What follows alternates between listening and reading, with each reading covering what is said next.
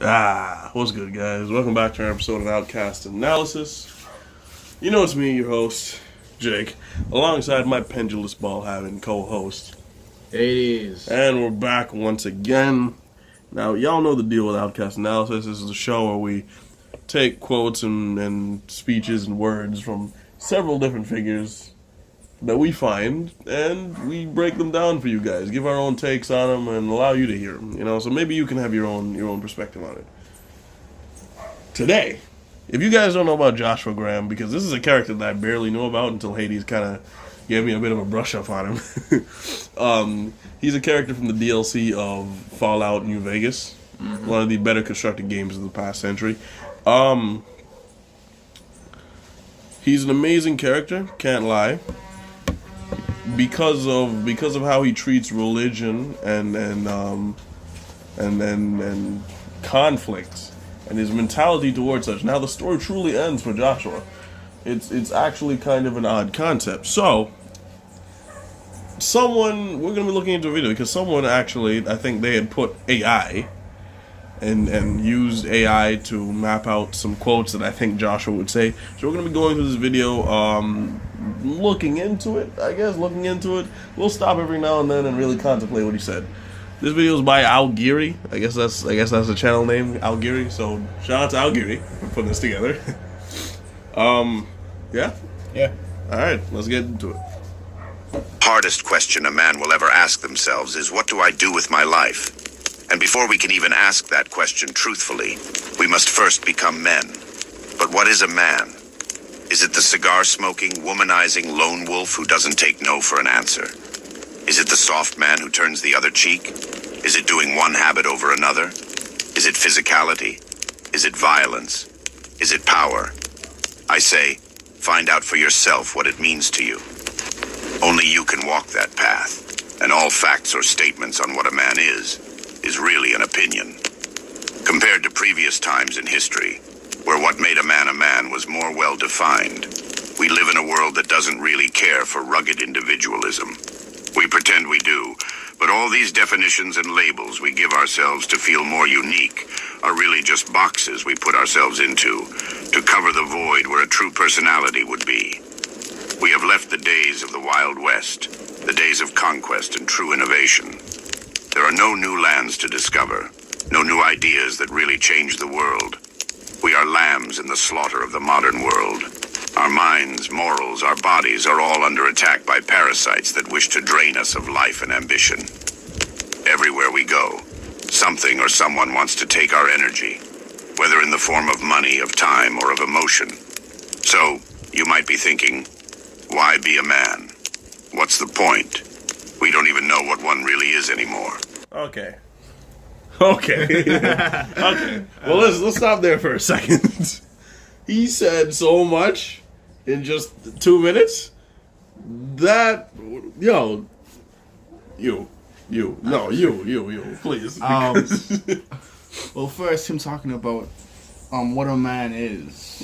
That's something that I think a lot of people really think about nowadays. Everybody's trying to look for the definition of what truly is a man. From the people who have certain concepts in like mannerisms, and the people who think about biology, and the people who try to justify their transitions with their biological state. Then I agree with him in which being a man is an opinion. In a way that, yeah, sure, technically, you were born with a dick, you're a man. You are a man.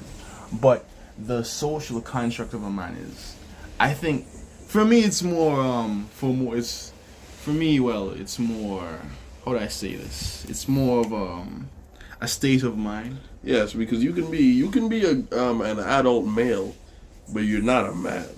You know, there's a lot of adult males walking around, but there's not a lot of men out there.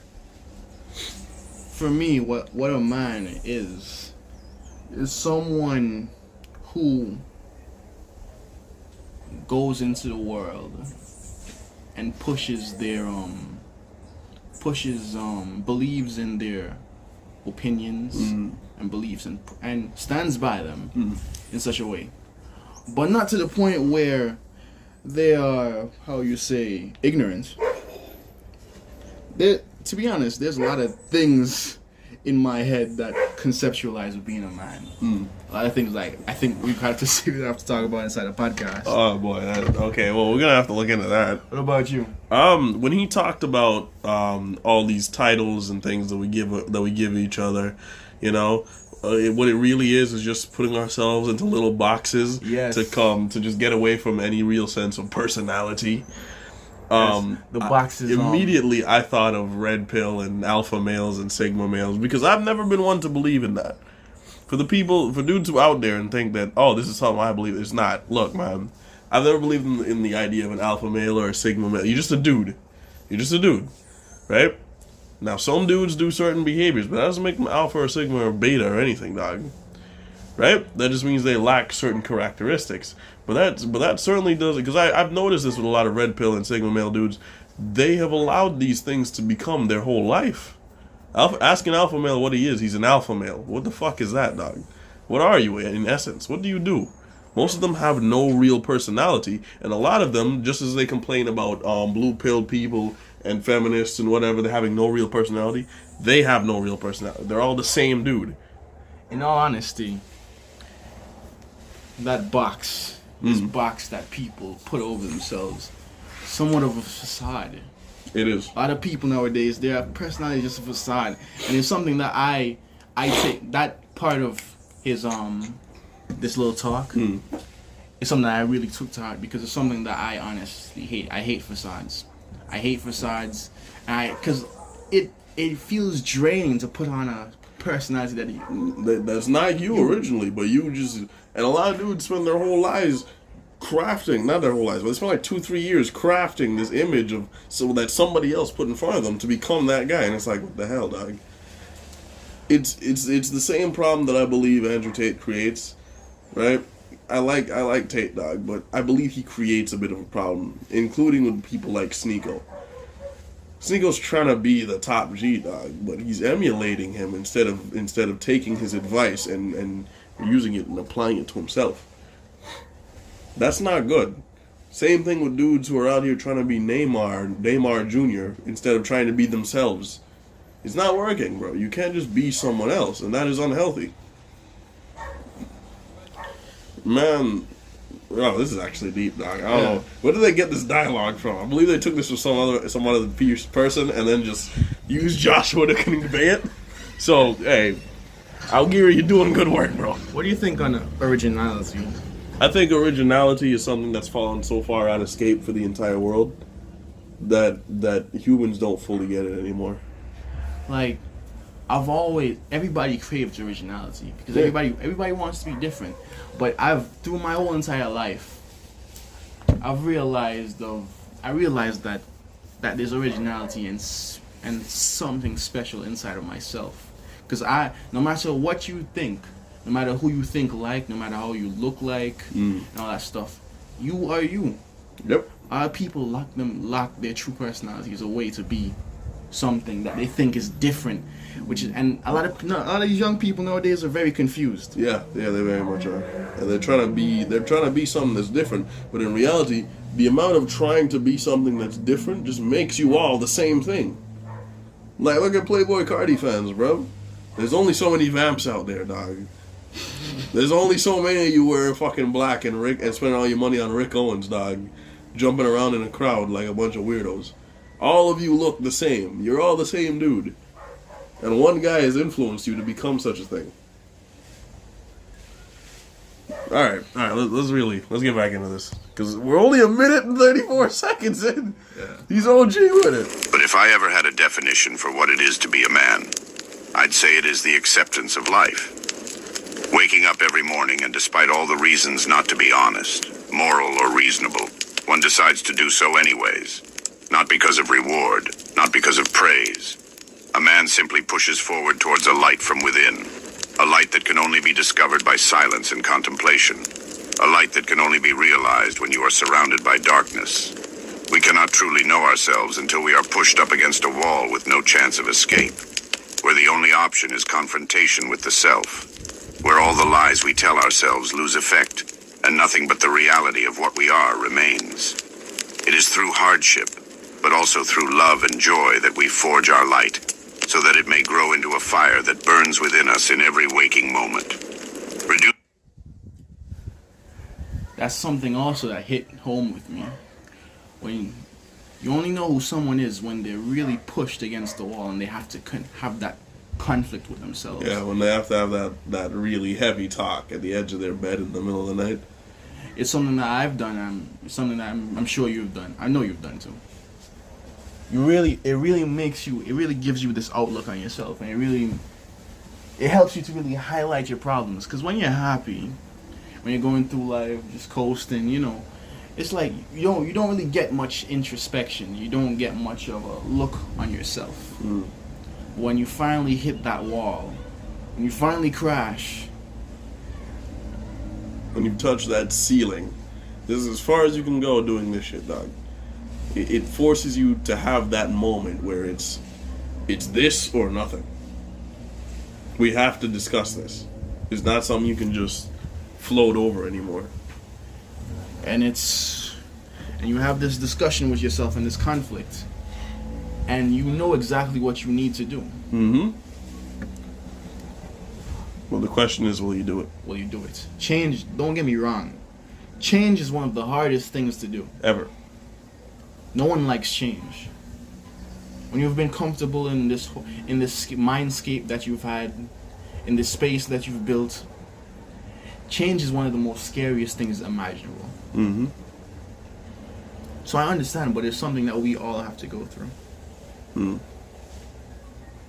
As I think of myself, I think that I haven't really changed much. I can look at myself and I can see that I have changed in many ways that I couldn't possibly imagine when I was like 2 years ago. Mm. To look on myself, for myself 2 years ago, to look on myself now. Mm. Oh man, yeah, man. Even having to sit down and talk, because I'm about to have one of those talks with myself, dog. I'm about to have one of those talks with myself. I'm starting to reach. I realize that I'm about to reach a plateau. So I'm really gonna have to sit with myself and have another one of those talks. Because it was about 1.5 years ago, 2 years ago, that I did have a talk like that with myself, and I was able to overcome something and push beyond some barriers that were holding me back. But now I'm really gonna have to have a real talk because the plateau is really hitting. So this is real great info, dog. Let's get back into it.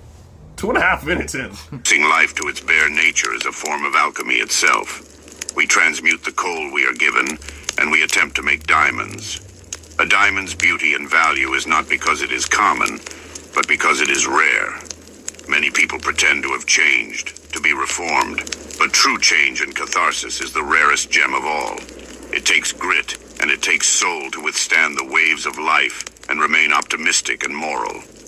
It is so easy to slip into darkness and to never return. But it is within darkness, within sin and suffering, that we begin to crave the light. We begin to seek purpose and strength. We begin to develop humility and understanding. Some, however, will succumb to the darkness and never return. We see many people like this today. They are ruled by their shadow, ruled by anger and false justifications. They see oppression everywhere, they feel subjugated, they feel angry. But they have not learned one of the great lessons of life. That life is hard, and it is hard for everyone. No. You see why I showed you this, right? Oh yeah. I sat there listening to this, and it really hit me because it's a lot of things that I've went through myself and a lot of things that I've thought of myself. It is so easy to just slip into darkness, to slip into sin, because all the pleasurable shit is in sin when you really think about it. All the pleasure, all the feasting, all the good feelings, they're in sin. And I found myself slipping into darkness many times. And only by my character, the will of God, and my friends, my brothers, It's been the only reason why I've been able to stay on track. We just had a conversation about something around something the other day. I was asking Jake, why be good? Because even from like a person who's always been nice their whole life, you look at the amount of selfish people, the selfish and borderline evil people who do horrible things to other people for their own personal gain, and they're enjoying themselves. We had a whole entire talk about this. Do you want to give them the same answer you gave me?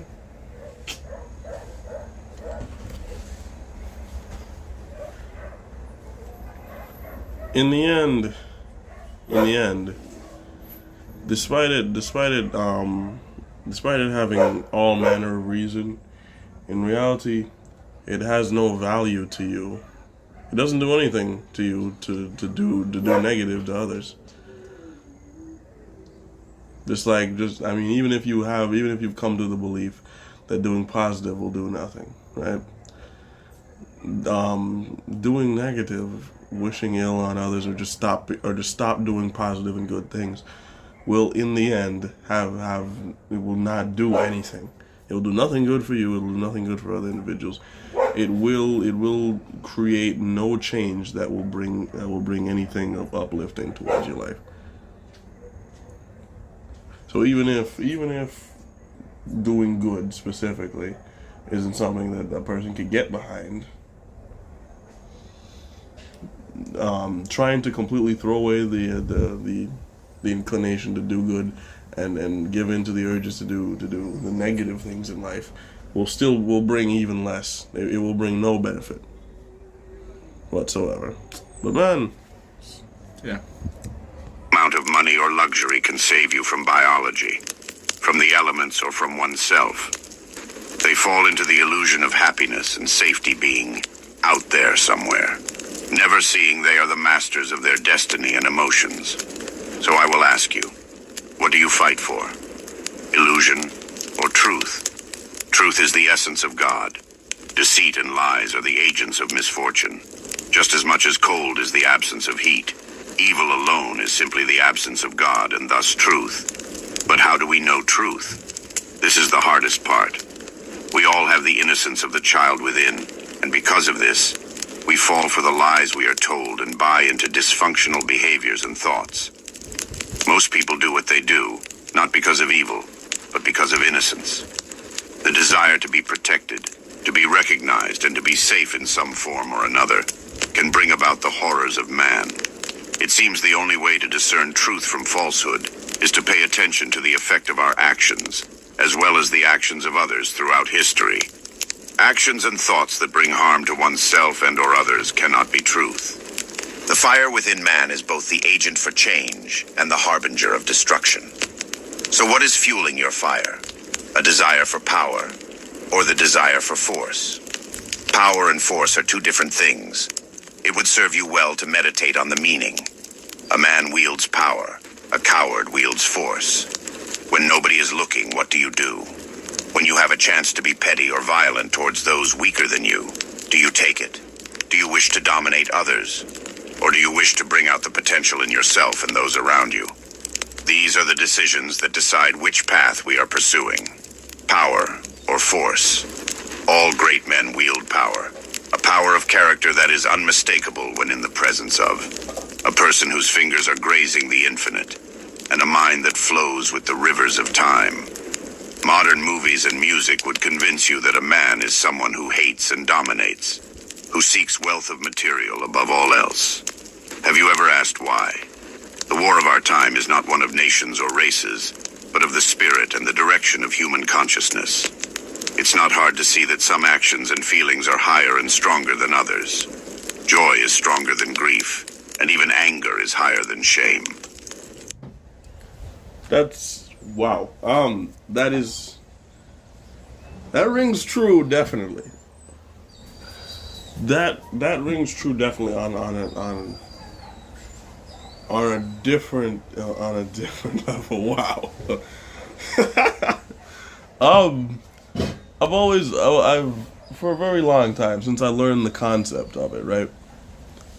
Because at a certain point in my life, I think a few years ago, is when I really got into combat and such.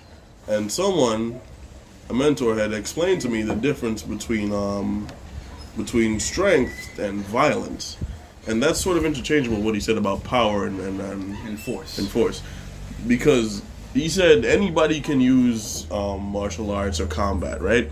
But it takes a certain person of a certain caliber to use strength, and it takes just about anybody to use violence. And most people can never tell the difference between this. But there is a clear difference.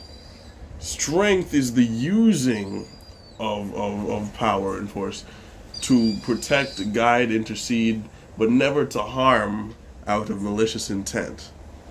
Strength is used more to protect than it is. It's never the first thing you run towards that I'm going to assault. Violence is rather the let go of the inhibitions and deciding that I will do whatever I want. So you can see strength between two people sparring in a martial arts match, but you will see violence between two people in a street fight, where the two of them are guided by anger, so they are willing to do whatever it takes just to hurt or maybe even kill the other person. And that rings true as to what it would really push forward to being masculine, to be a man. One must understand these things. And I believe, yes, in the modern day, definitely, it has very much been misconstrued. Oh yes, because nowadays, men believe that violence is everything. Yes, that you shouldn't have any somewhat control over your own actions, and that everything is either someone else's fault or it was just completely out of your control. They have this look where everything must be solved with violence, because violence is power to them. Yeah. They don't judge situations. They don't look on whenever combat should be necessary. Mm-hmm. I see a lot of people nowadays fight for the most pettiest things. Yes, they will throw hands for nothing. For nothing. Oh yeah, I'm a man. Better not look at me wrong. That's how people think nowadays. We're just some nonsense, bro. We're just some nonsense. Oh boy. But yes, this does ring true. It does ring true. It speaks a lot, man. Wow. 6 minutes in. With an increase in the state of consciousness, we see that certain behaviors and feelings are more in line with truth, in line with progress, and in line with God.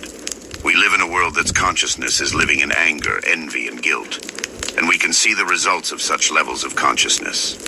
This is why your attention is always needed, your outrage and opinion. Why sexuality is dangled in your face, violence and desire, choices and endless choices that don't really matter. Because if you are always wanting, always competing, and always pointing the finger elsewhere, you can never look within. How many of us are living in hell right now, residing in fear and hatred, wants that cannot be and desires that torture our minds? I think that's something that a lot of people could take from. A lot of people nowadays they never look upon themselves. They never look on what they did or what positions they put themselves into. They always point the finger. And honestly, I think y'all would do well to kind of take that and run with it, because there is always something that you could have done better. This is why a lot of people live with regrets in their life. Oh yeah. When you really look back and you really look on what you could have done and the amount of power, it's one thing looking back and said, listen, I tried my absolute best, gave my all, it didn't fall through. You can at least say that you tried and everything didn't work, so it just wasn't for you at that time. But a lot of us look back and see, a lot of us do fuck all, you know?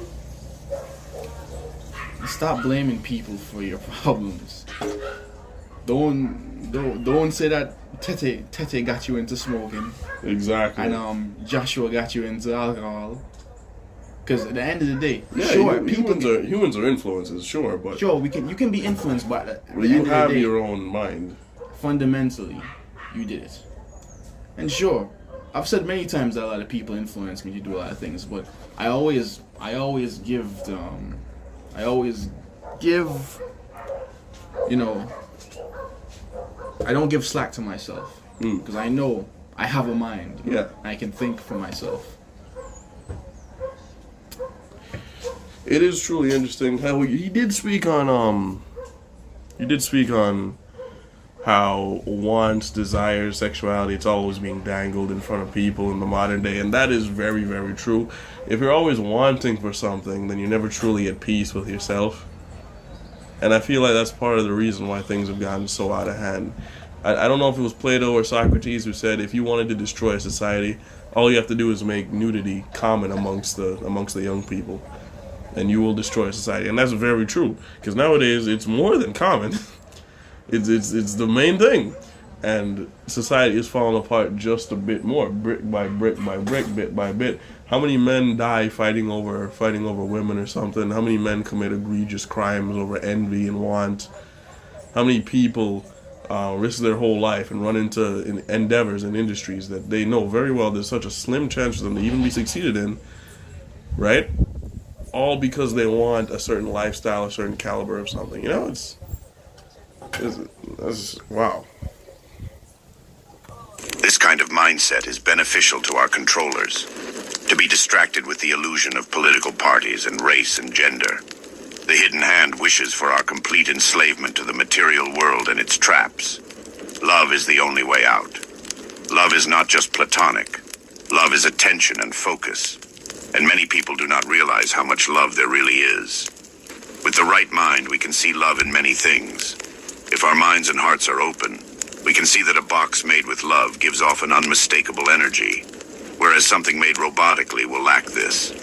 All things give forth an intense aliveness, but those made and cared for with love give off an unmistakable aura.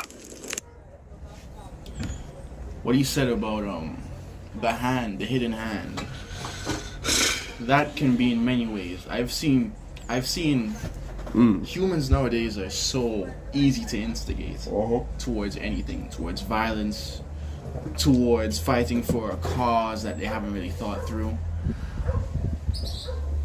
fighting over so much things and forming so much segregation because of genders, because of sexuality, because of race. Lots of race. Lots of race. Minority this and minority BIPOC that. What is a BIPOC? I don't know. Either way, yeah. I don't think humans nowadays are easier to control than ever. You think that back then where niggas were saying ooga booga, and you know if you came around and you had the fire, you know you was a man, right? Yeah, but I think humans are even easier to control now. Just give them something to fight for. I'm using air quotes, by the way. Something to fight for. A cause to rally around. That by the way, a lot of these causes don't mean jack. Don't mean jack. People are so blind. They're so blind. They don't look into anything. If I'm fighting for something, man, I have to at least look on it and see everything that's behind. Is it good? Is it really benefiting everybody? Well, nah, man. People are led to believe that they should only be fighting for their thing because it will benefit their group, and that is truly a segregatory mind. That is messed up. What happened to the days when we were fighting for everybody? You know. I remember. You know, it's not equality anymore. It's not. It's I want what's good for me, and then that's it. I remember 2 years ago, I was talking with our friends. You know, Masa, Ito, Easy. I was talking. I brought something to them that I told them that we'll get to a point where segregation will get so bad that they can't even form groups. It'll just be so miscellaneous because you got the black, pansexual,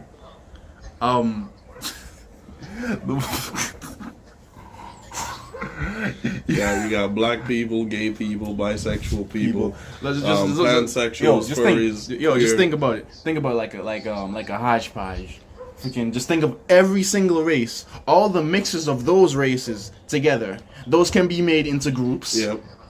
Think of And all then the sexualities, mix those into groups. Think of all the genders, mix those into groups. Yep. You see how much segregation they can be with all of those, and you combine all of those things together. Because people segregate on so many different factors. Yes, they do. People will completely separate themselves and then wonder why everyone's separated. It's moronic. It's ridiculous. People are feeling lonely. People are feeling lonely. In a world where you can connect to just about everybody, individuals feel more lonely than ever. And I can get it, right? Sometimes, you know what, I'm willing to give the leeway to a person who has actual social anxiety or social inhibitor. You know, like they're not the best socially. But I'm only giving them so much leeway. After a certain point, you gotta figure your life out, dog.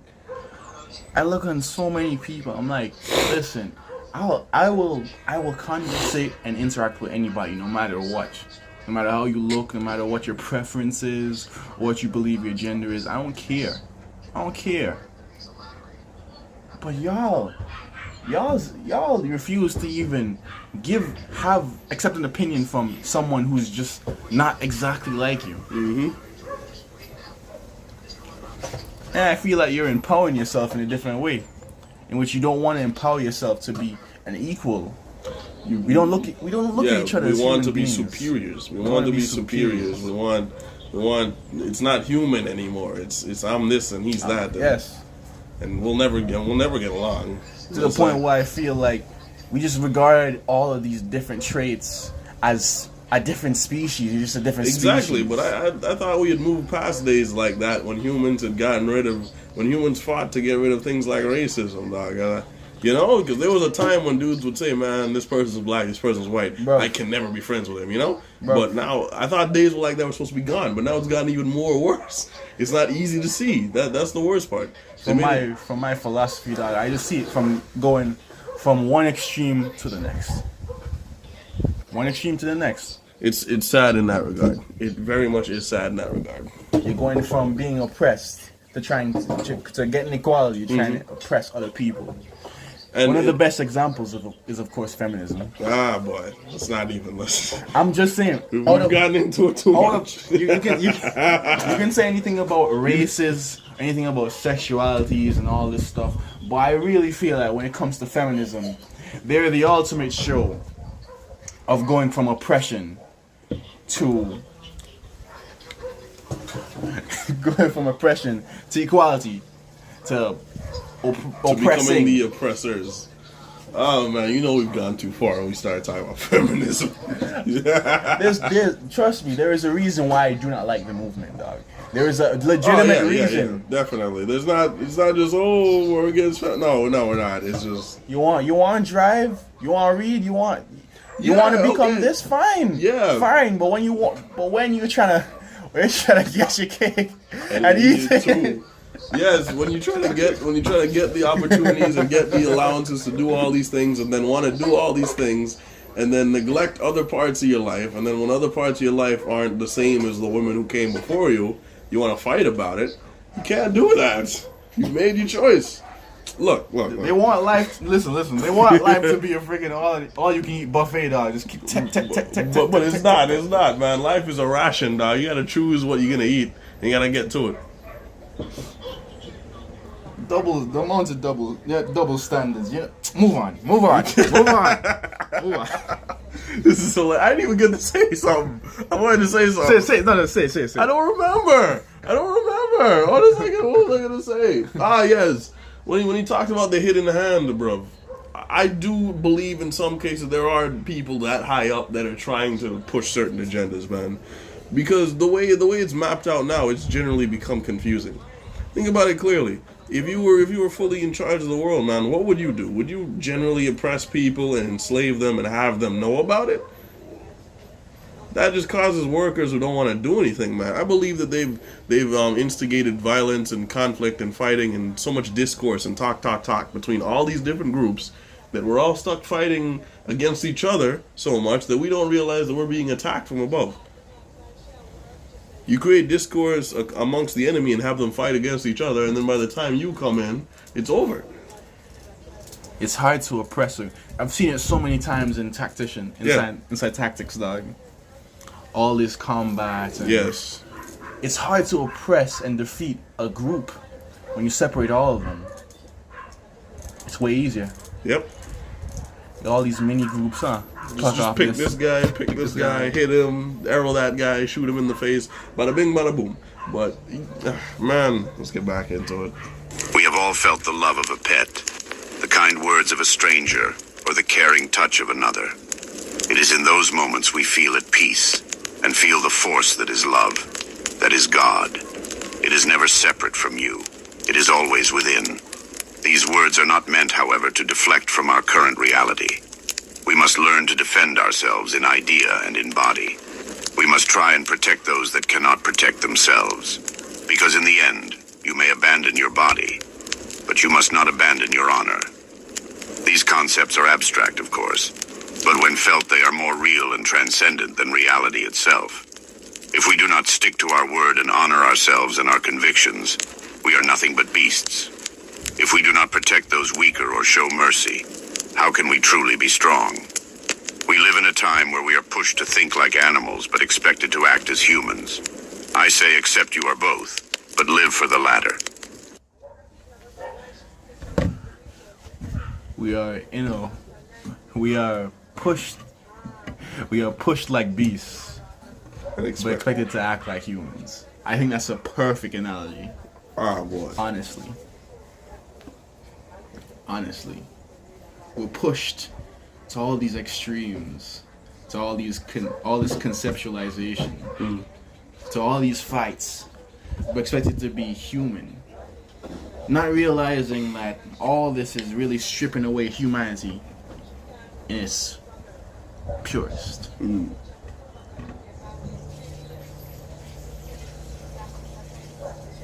Man, I didn't think a 10-minute video would mess with me this much. I didn't think so. I didn't think it would mess with me this much. All right, let's see. You got 2 minutes left.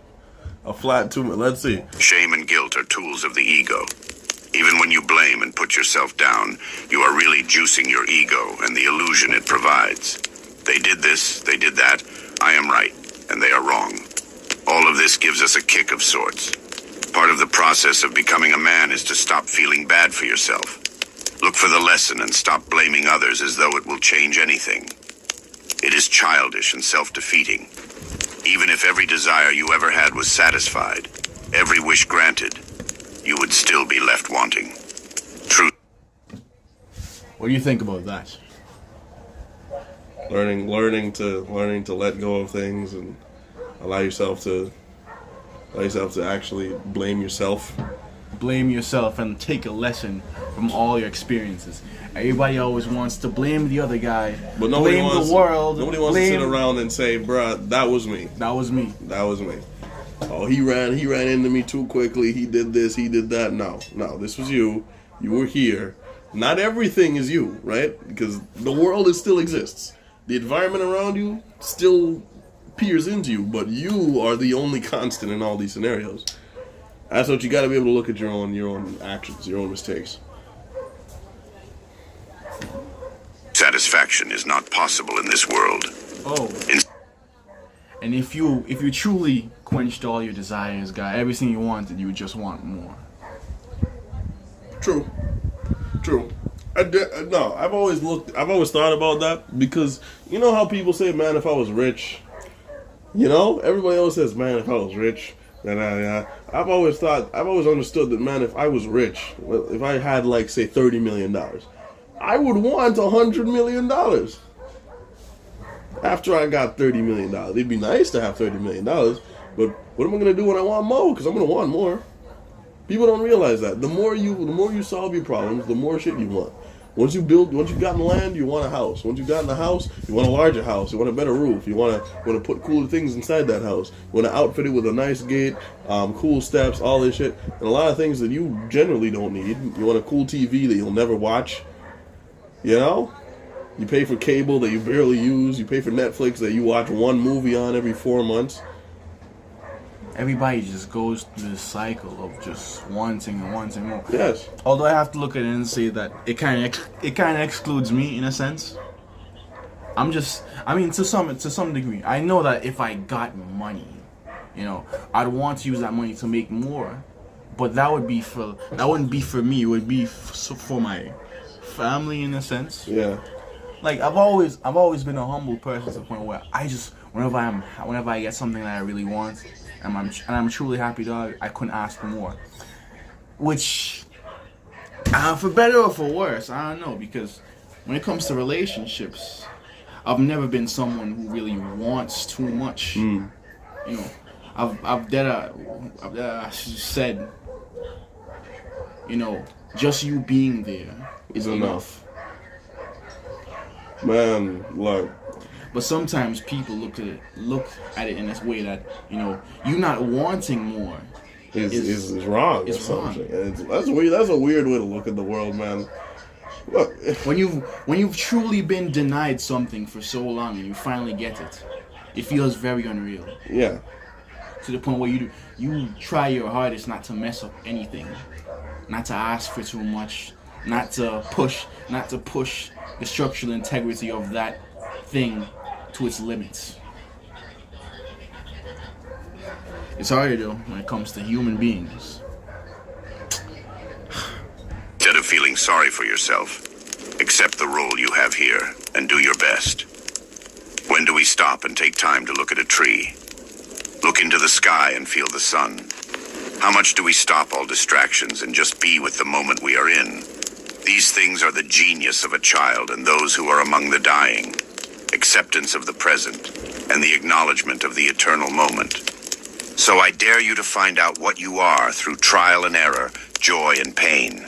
Be fluid, be open of heart and mind. Protect what cannot protect itself and be a servant of truth. All it takes is intention and small steps every day. You don't need to change the world or leave a legacy. You don't need to be rich or be feared by others. You don't need to be big or strong. You only need the fire. One that will push through all darkness and one that warms the hearts of those around you. Like a moth to a flame, purpose will find you. Happiness, joy, and love are all within you. They do not need to be found. So don't worry so much. Dream up a good life and enjoy the process. It may seem hard, but I know you can do it. That's the end of that. That's the end of that. Him saying you don't have to be rich or leave a legacy. These are things that I've thought of before, and due to me growing, I've realized a lot of things. That sure, I do, as a person, I do want to do great things. I do want to change people's lives. I want to leave a legacy. I want to do a lot of things that will affect a lot of people in positive ways. But I've also accepted the fact that I'm very simple, and for me to just live a simple life where I have a decent job and I can provide for myself, and I have a wife and a couple of kids, dog, I would be just fine. Personally, within my own heart, I've always, because the way that I envisioned my own future, dog, I always wanted it. Eventually, it became like a two-parter. Because the real end goal, I kind of just want to be somewhere in a cabin far away, you know, far away from people, living a simple life. I don't really want much, right? However, I had to realize that to attain these things and to attain a certain level of freedom, I would have to go through what most people would basically consider hell for years on years to figure that out. And I've always wanted to leave a legacy of things unknown to my own self. However, I also had to come to the conclusion and think to myself, man, would I be okay if I didn't? If I sat there on my deathbed, 80, 90 something years old, and I didn't have a large legacy, would it bring me any kind of solace? You know, would I feel okay letting it go? Or would I regret everything and try and bargain with death to try and do it all over again? I don't believe I would, but I do believe that I'm willing to continue going for it. And something I do want to stress to other people who believe that they have this grand ambition, please do understand, ambition is a double-edged sword. It comes with stress and unconventional ways of doing things that will take you outside of the norm. You know, it comes with sacrifice. It does. So much sacrifice. In a way that you will never understand, because even the greatest leaders on Earth, a lot of them, the greatest leaders in the history of Earth that we collect, and we know that these people were great leaders technically. You know, these dudes, they started out pretty meek in almost every scenario. It was their surroundings that drove them to certain choices, but they made those choices on their own. And even though a lot of them didn't, even the ones that wanted a grand legacy, they understood, I would have to live in a certain way for my legacy to become a thing.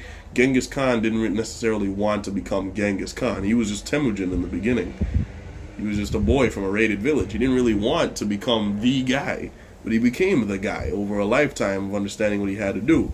And eventually he built what he had built, you know? It didn't exactly start out as that ambition. But on the other side of that was Napoleon, who from a very young age knew or believed in his mind that he was destined for the heights of God. But he had to work an almost insurmountable amount of hours to get there, as he had his own challenges. So, ambition's a double-edged sword. Also, I think people should also look at ambition and really see the outcome. Because when you look at it, for your ambition, you will have to give up a lot of things that you love. You dearly love and that bring you a lot of joy. And in the end, when you do succeed and you do get that thing that you wanted, will still take up the time of those things that you love and that brings you joy. So I think people should also really think about what they want. And the consequences and the responsibility that comes with these positions, these things, whether tangible or spiritual or mental. And also on legacy, thinking being the nigga who made who was able to grow organs, being the nigga who cured cancer or AIDS. Yep. Being the nigga who made 100% accurate birth control, it would be it would be a lovely legacy to be remembered as that guy. But I also think that people think of legacy way bigger than it actually has to be. Your legacy could just be the dude who was, he was the helpful mechanic. Your legacy could be he raised good children, he was a good security guard. That could be your legacy. Which also plays into the thing with falling into darkness and all that stuff. You